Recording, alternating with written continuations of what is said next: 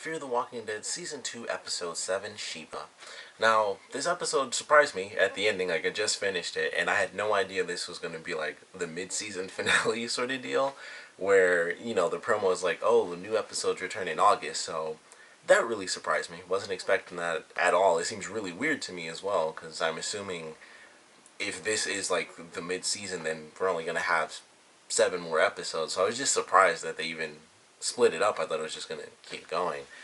But I liked this episode. It really surprised me how fast things went to crap. I thought it'll probably be 2 episodes. I didn't think it would be the very next episode. They have to be gone.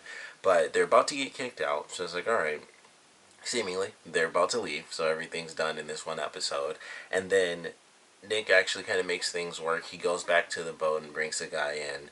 We find out, I was surprised by this. Maybe there was some bit of dialogue in there somewhere, but I thought Celia was, like, the matriarch. I thought she was, the mother of the Abigails, and then we find out that she's just, like, basically the head servant, and that really surprised me. And she mentions, like, Thomas was my son. He's more than just, like, the kid that I raised. He was my son. So that really surprised me. I was like, oh, she's not actually their mother. That just completely surprised me. I thought she was their mom and she was taking care of her kids. And I guess that speaks to the fact that I didn't realize how old she was compared to how old they were. It didn't even dawn on me. It was just like, well, that's their mom. And she kept saying that those were her sons, so that was it. And she was old enough. She mentioned that she basically raised him anyway. So she was old enough to be, their actual mother and just not look as old as, Salazar or anything. But that was a little moment that kind of surprised me. And then there was just a bunch of craziness in this. Chris is just, he's lost his freaking mind. He takes off, and then Travis has to go find him. He threatens the family to force Travis to leave, but fortunately Travis, he was able to get in anyway.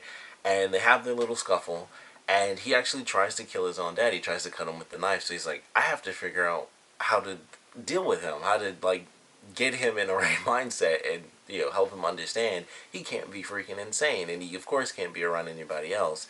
And I don't know how that's going to play out when we come back to things, but when Nick finally gets to them, Travis is like, you just go back and say you didn't find me, and he needs to be with his father. I owe him that much. I'm his father, so they're going to be on some weird adventure, which I don't know. I mean, I guess we'll have to just see if they end up getting back to the boat in time, or if they can even, if they can see the fire from where they're at, because there's nothing else around. It's basically like the ranch, the whole thing, the whole building is on fire, the whole mansion and everything is, up in flames. So they'd probably be able to see that, even if it was like on the other side of a hill, they'd probably be able to see like all that light coming off of it, and they'd know this, something was a little weird.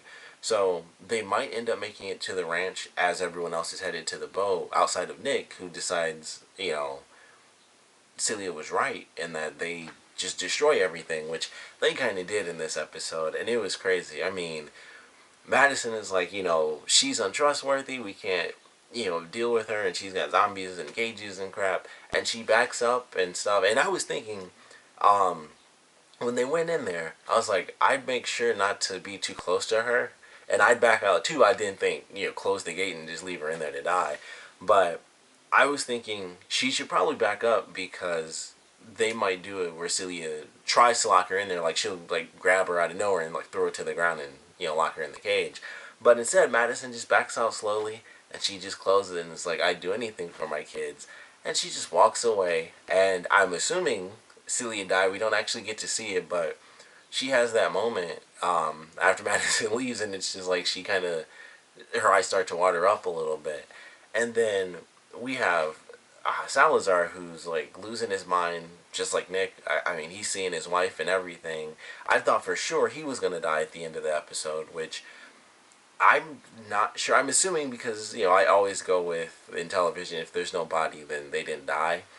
Outside of Celia, her, I would assume she died because she was locked in the cage, and, they went through the whole process. Even Salazar had to open up the cage again, and I thought maybe if she was still alive, she would try to knock him out and take off, or something like that. And at first, I didn't think he was even going in. I thought he was opening it up just to let them out to cause a bit of chaos, but he was just full on destruction. When he's tied up in the chair, though, we do get the flashback from when he was a child, where it's like, take the gun, Daniel. So we see him shoot one of the people that's actually alive, that was floating in the water, and that's, as he put it, his first victim. And then his wife says, "You were actually the first victim." So he escapes, and he's on this weird, crazy cycle journey where it's like he didn't bury his wife, so he has to go find her and stuff, which ultimately just leads him to the zombies to torch them. And the way they did it, he was just standing there as this flame was like, going through his legs and stuff through the, the whole trail he set up. Whole place is burning down. It was, things, barrels full of wine, so I'm like, he hardly even needs that much alcohol. He probably, in real life, he probably could just lit that thing, just set the lighter on, it would have blew up anyway.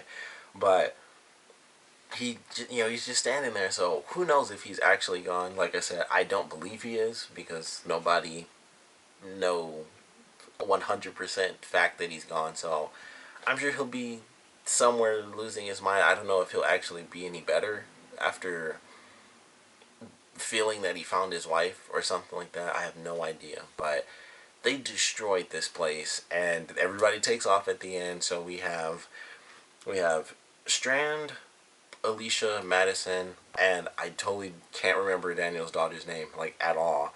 But the four of them are in the truck. Nick takes off because he feels he's with a group that just destroys a bunch of stuff unnecessarily. Who knows what's going on with Salazar, if he's alive or dead. And then we have Travis and Nick, and who knows where they're going to be going, because I'm sure they won't be staying with that guy and his son, because the guy, almost lost his son because of Chris. So, crazy ending, but I certainly love this episode. Travis going after Chris in the first place. I didn't realize this until they actually showed this scene when he sat down. I was like, why is he so tired? Like, I know he was running, but it looked like he was actually in pain. And I was like, he doesn't look tired. He looks like he's hurt. And I was like, what happened? And then they show his feet. I'm like, why did he run out there in socks? Like, that was the stupidest thing he could have done. And I know it's like he's freaking out, and he's looking for his son in general, which, even going outside, I thought would have been weird. Like, outside of that room, I would have thought was weird to just walk around with socks, because it's not like, I mean, I guess he was in the little courtyard, so it was just like stone and stuff, so you could be, just without shoes. But him taking off, I know it was his son, like I said, but I thought that was like the stupidest decision. You're just gonna chase after him. Like, when he went through that field, that's all he was running. So I was like, it looks like he's, like, running a little funny. I thought it was because he was like running over like dirt and, the fruits and vegetables that they were growing. And then when they got the part when he sat down and they showed his feet, I was like, his feet are super bloody. And he takes the sock off and it's gross and bloody. And I was just like, that is such a stupid idea. Like, I know he obviously has to go for his son, but you just gotta think about stuff. Like, if he was actually being chased by zombies, he would have been screwed. Like, they were very fortunate. Like, every zombie he came across, Chris had already killed it. And, that whole time until he sat down, I'm like, okay, he's just walking around in shoes and stuff. And it's like, he would have been destroyed if there were like 5 chasing after him and he didn't have a weapon, he had to take off or something like that. Or even if there were 5 in general, with him just having that knife, he'd still have to take off. I mean, unless they're in like a straight line and he could just push one into the next one. But that was just crazy to me when I saw it. I was like, I know, and I don't have a son, so I guess different, not in that same mental state, but it's like, sometimes you just gotta consider, even if you caught up to him, he could just take off in a heartbeat, and then you're running around on dirt and rocks, and mostly the rocks, really. The dirt's not an issue. Sharp rocks coming across it. You don't feel anything in shoes, but in socks you cut your feet up like crazy. So that was just nuts when I saw it. I was like, man, that was a terrible decision to make, to go after his son.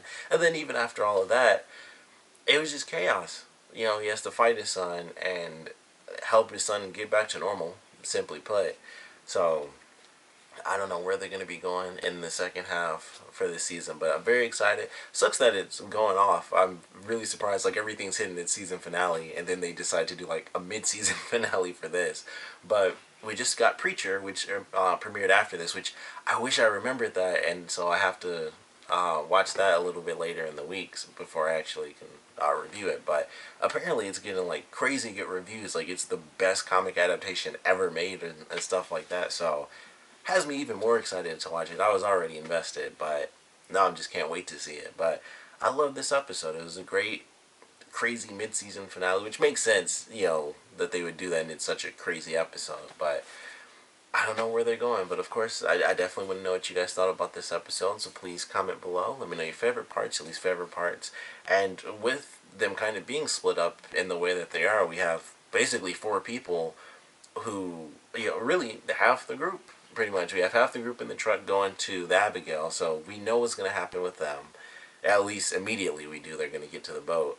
And then we have four other people. It's like one guy might be dead, burnt up in the house. We have Nick just walking out on his own. And then we have our father-son duo who are, in a sense, out on their own as well. Because like I said, I'm sure the guy isn't letting them just stay in his house. So they have to find a place and kind of survive as a duo. And everyone else has to survive on their own. Nick, I'm sure, will be fine. He's got the blood and everything, and he's already figured that out. That's like his thing. It's like, all right, I'm out of here, blood, and he just walks and does whatever he wants. So I'm sure he'll be fine. But I'm definitely excited for the second half of this season. Of course, definitely want to know your expectations and predictions for the second half of this season, because it's going to be really crazy. And of course, I definitely want to know what you guys thought about this episode in general. So like I said, please comment below, let me know, and thanks for watching.